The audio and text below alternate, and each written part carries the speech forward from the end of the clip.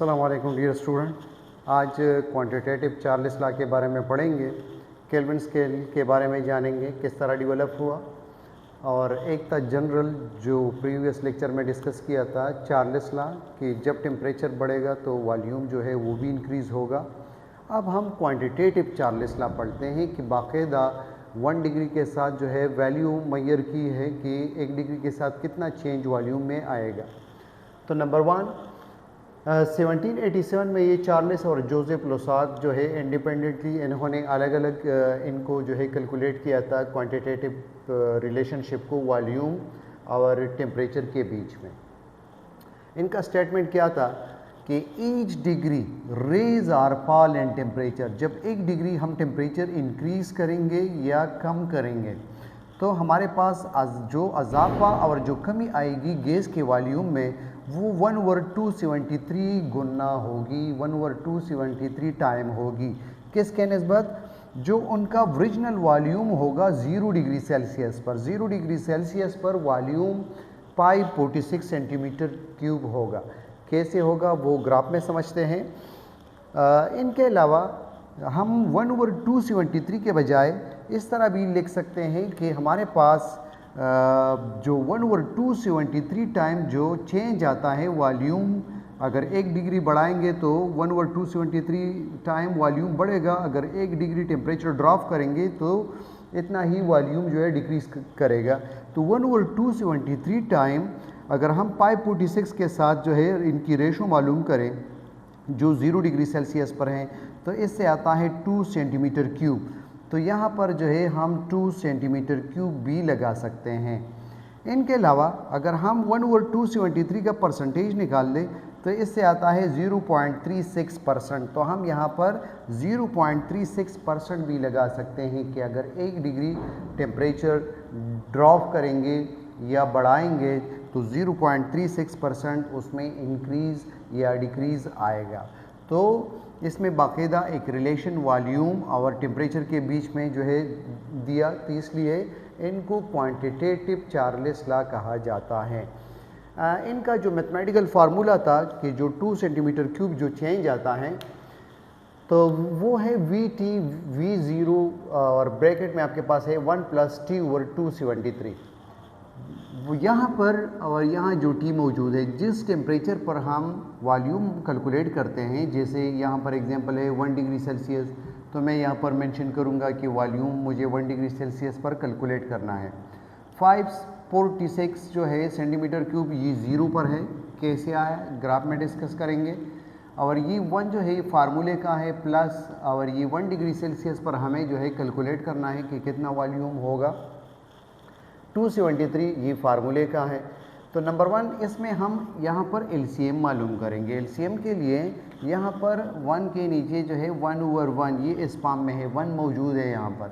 तो जब हम इनका LCM कैलकुलेट करेंगे तो यहाँ पर 273, यानी अगर फिर भी LCM आपके ये तो हम लोअर क्लासेस में पढ़ते हैं, 1 का जो है टेबल यूज़ करेंगे कि यहाँ पर 273 के इक्वल हो जाए, तो 273 के ऊपर ये इक्वल होगा। उस 273 को हम 1 से मल्टीप्लाई करेंगे तो 273 आ जाएगा। अब 273 का टेबल पढ़ेंगे कि 273 के बराबर हो जाए तो 1 के साथ बराबर होते हैं, उस 1 को यहाँ पर मल्टीप्लाई करेंगे तो 1 आएगा। इन दोनों को ऐड करके 274 और 273 अपने जगह पर मौजूद है, 546 अपने जगह पर मौजूद है।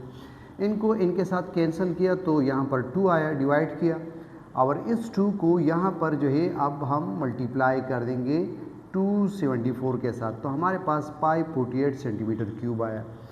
अब हमने जो 546 लिया था कि 0 डिग्री सेल्सियस पर जो है 546 सेंटीमीटर क्यूब वॉल्यूम होता है, तो 1 डिग्री जब बढ़ाया तो 548 हुआ, यानी दोनों के बीच में डिफरेंस जो है 548 - 546 = 2 सेंटीमीटर क्यूब, यानी 1 डिग्री के साथ 2 सेंटीमीटर क्यूब जो है चेंज आ रहा है।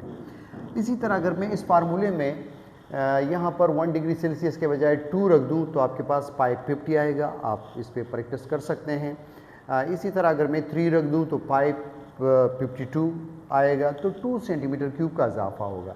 इसी तरह जब हम -273 पर कैलकुलेट करेंगे तो आपके पास रिजल्ट जो है 2 सेंटीमीटर क्यूब आएगा। ये जो 2 सेंटीमीटर क्यूब जो है वॉल्यूम जो है आपके पास 0 आएगा लास्ट में। ये 546 फार्मूले का मौजूद है और ये 1 प्लस माइनस 273 टी के जगह पर लगा दिया, 273 फार्मूले का अपना है।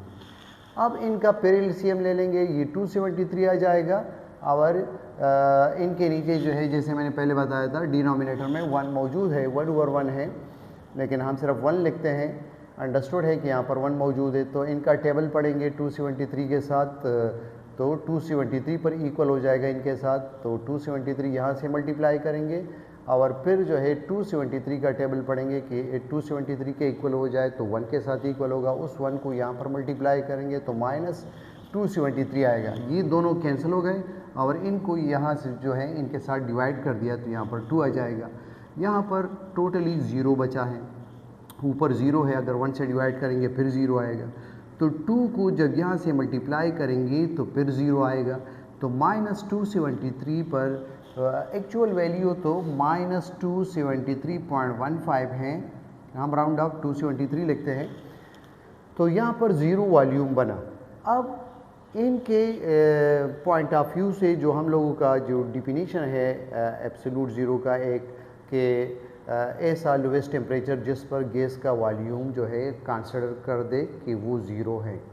ऐसा टेम्परेचर एब्सोल्यूट ज़ीरो क्या है? ऐसा टेम्परेचर जिस पर गैस का वॉल्यूम 0 कंसिडर करेंगे कि 0 हो जाएगा, लेकिन असल में तो 0 नहीं होगा, वो उससे पहले लिक्विड या सॉलिड में कन्वर्ट हो जाएगा। लेकिन इन लोगों का कहना ये है कि अगर गैस के हालत में रहेगा, यानी ये ग्राफिकल एक्सप्लेनेशन में देखते हैं कि जब आपके पास टेम्परेचर ड्रॉप करेंगे तो गैस का वॉल्यूम 2 सेंटीमीटर क्यूब पर डिग्री के हिसाब से जो है वो कम होता चला जाएगा, डिक्रीज़ करेगा। लेकिन जब बहुत ज़्यादा ठंडा करेंगे, टेम्परेचर ड्रॉप होगा, तो आपके पास जो है ये लिक्विड या सॉलिड में, ये जो डॉटेड लाइन है ये हमें लिक्विड या सॉलिड का बता रहे हैं। यहाँ पर चार्ल्स लॉ अप्लाई नहीं होगा, ये सिर्फ गैसियस फॉर्म के लिए है। लेकिन ये आगे क्यों बढ़ाया है? तो ये देखना चाहते थे चार्ल्स और गै-लुसाक कि जिस रेशो के साथ अगर गैस के हालत में रहे और जिस 2 सेंटीमीटर क्यूब रेशो के साथ ये डिक्रीज़ कर रहा है 1 डिग्री के साथ, तो ये कहाँ पर इनका वॉल्यूम 0 हो जाएगा, कहाँ पर एक्स एक्सिस को जो है टच करेगा। तो ये यहाँ पर माइनस 273 पर यहाँ पर जो है इनको टच कर रहा है। तो इन्होंने मुख्तलिफ प्रेशर पर मुख्तलिफ गैसेस लिए, लेकिन फिर भी वहाँ पर जो है माइनस 273 पर ग्राफ में जो है इसी पॉइंट पर जो है टच करते हैं। आपके बुक में एक टर्म यूज़ किया है एक्स्ट्रापोलेट।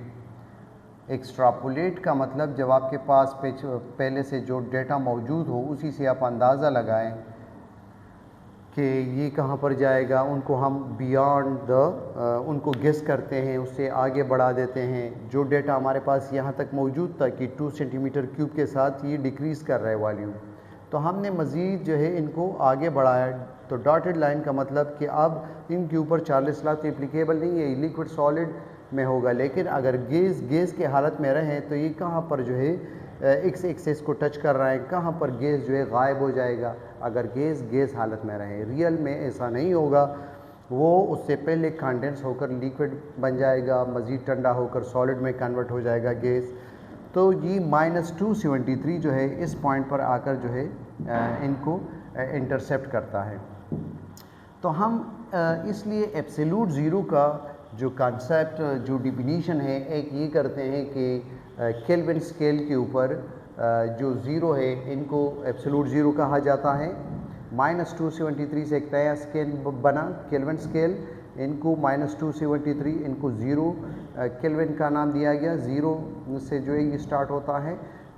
और सेकंड डिफिनीशन ये बनाए कि द हाइपोथेटिकल टेम्परेचर, ऐसा मफरूज़ाती टेम्परेचर जिस पर गैस का volume consider to be zero. आप कंसिडर करेंगे कि ज़ीरो हो जाएगा, लेकिन असल में तो वो लिक्विफाई या सॉलिड में जो है कन्वर्ट हो चुका होगा।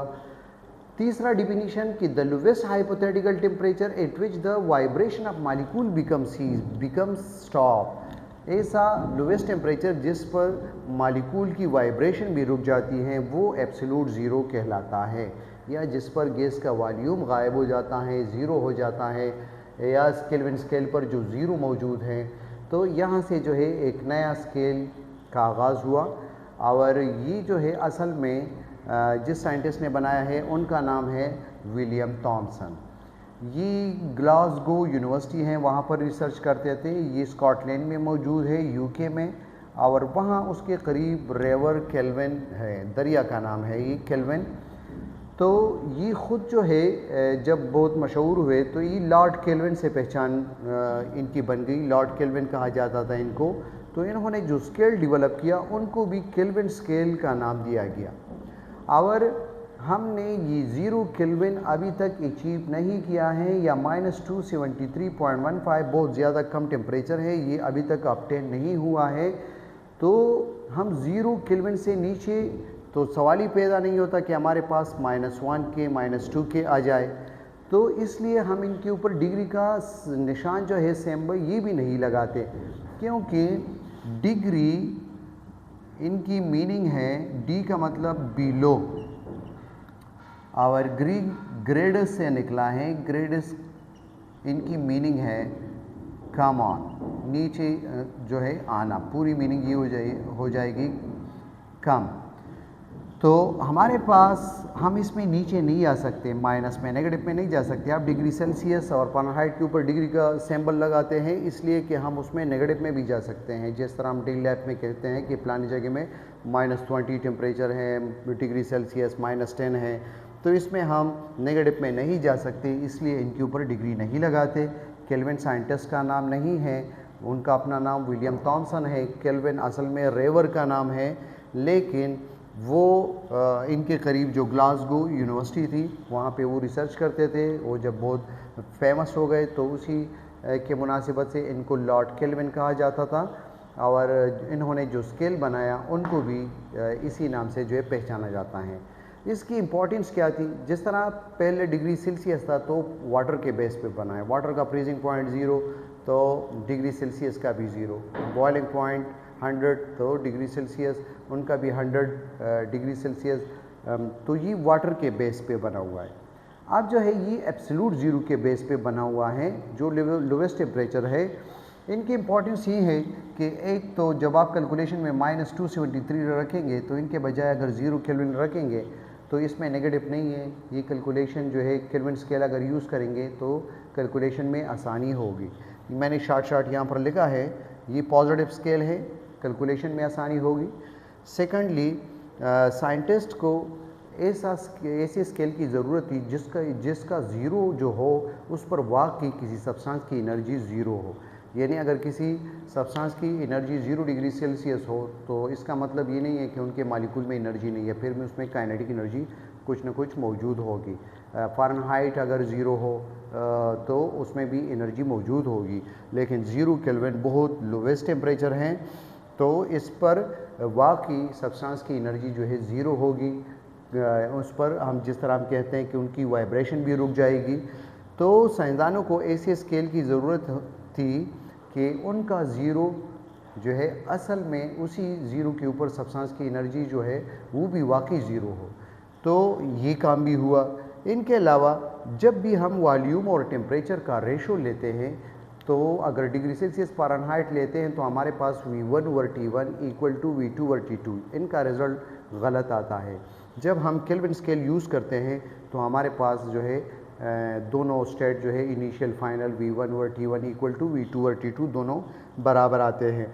नंबर 4 इम्पॉर्टेंस ये है कि ये हमें लोवेस्ट लिमिट शो करता है कि हम कहाँ तक लोवेस्ट टेम्परेचर जो है हासिल कर सकते हैं। तो ये हमें लोवेस्ट लेवल जो है बताता है कहाँ तक हम जा सकते हैं।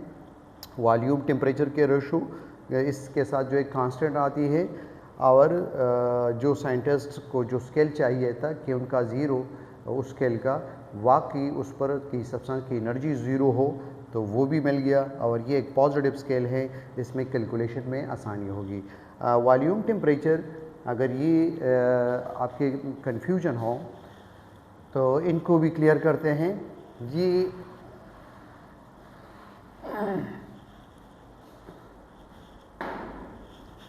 ये आपके पास जो V1/T1 है = V2/T2। अगर मैं डिग्री सेल्सियस में सपोज़ आपके पास 546 ये V1 है सेंटीमीटर क्यूब, और V2 जो है ये आपके पास, ये आप ले लें, ये 0 डिग्री सेल्सियस टेम्परेचर ले लें, T1 0 डिग्री सेल्सियस, और जो T2 है ये 10 डिग्री सेल्सियस ले लें। तो अगर मैं 10 डिग्री टेम्परेचर रेस करूंगा तो 1 डिग्री के साथ 2 सेंटीमीटर क्यूब का डिफरेंस आता है। तो 546 के साथ 28 कर दें तो आपके पास 566 सेंटीमीटर क्यूब आ जाएगा। अब मैं एक दफ़ा इनको जो है, ये आपके पास अगर केल्विन में हो तो ये 273 के बराबर होगा, और इनके साथ 273 ऐड कर दी तो ये आपके पास 283 केल्विन के बराबर होगा। तो एक दफ़ा हम इनको यूज़ करते हैं डिग्री सेल्सियस में और एक दफ़ा केल्विन स्केल में यूज़ करते हैं। तो यहाँ पर देखिए ये आपके पास है 546 सेंटीमीटर क्यूब, और ये हुआ 0 degree Celsius, equal to V2 आपके पास 566 सेंटीमीटर क्यूब, और ये जो टेम्परेचर है 10 डिग्री सेल्सियस। तो ये आपके पास यहाँ पर आप पॉइंट लगा दी 56.6 ये आ जाएगा, और इस साइड पर 0 से डिवाइड करेंगे तो 546 आएगा। तो दोनों साइड इक्वल नहीं है, गलत आंसर आएगा। लेकिन अगर इसके बजाय हम यहाँ पर 283 लगा दें केल्विन वाला, 10 डिग्री 283 केल्विन के बराबर होगा, और 0 डिग्री सेल्सियस 273 के बराबर होगा। तो इनको आप डिवाइड कर दें, यहाँ से भी 2 आएगा और यहाँ से भी आपके पास 2 आएगा। तो 2 सेंटीमीटर क्यूब जो है आपके पास दोनों साइड से जो है आंसर आएगा 2 centimetre cube per kelvin equal to 2 centimetre cube per kelvin. ये आपके पास एक्यूरेट रिजल्ट देगा। तो ये भी एक इम्पॉर्टेंस है कि हमारे पास वॉल्यूम और टेम्परेचर रेशो कांस्टेंट रहेगी जब हम केल्विन स्केल लेंगे। तो ये था हमारे पास क्वांटिटेटिव चार्ल्स लॉ। फिर भी अगर कुछ ज़हन में कन्फ्यूजन हो तो आप कमेंट्स में बता सकते हैं। शुक्रिया।